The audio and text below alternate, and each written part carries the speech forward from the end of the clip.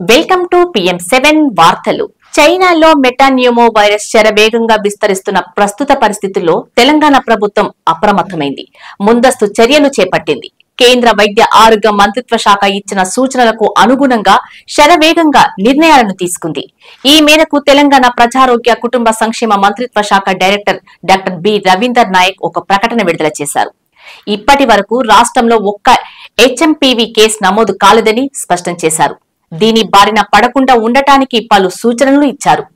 HMPV మరో respiratory virus అని, చలికాలంలో జలుబు, ఫ్లూ తరహా లక్షణాలు కనిపిస్తాయని వివరించారు.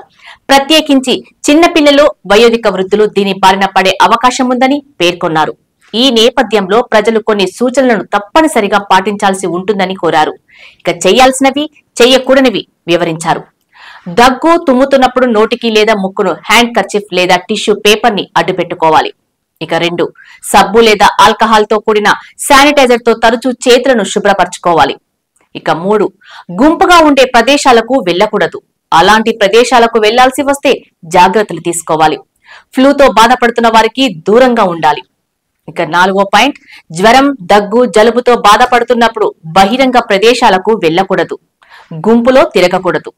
ఇక 5, చాలినంత మంచినీళ్లు తీసుకోవాలి. పౌష్టికాహారాన్ని స్వీకరించాలి. 6, అనారోగ్యం బారిన పడినప్పుడు ఇతరులను కలుసుకోవటాన్ని తగ్గించాలి. ఇంట్లోనే ఉండాలి. ఇక 7, గాలి ధారాళంగా వచ్చేలా చేసుకోవాలి.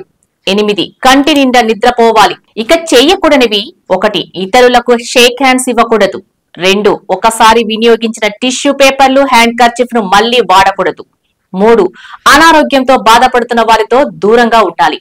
4, తరచూ కంటిని నలుపుకోవటం, ముక్కు, నోటిని చేత్తో తుడుచుకోవటాన్ని మానుకోవాలి.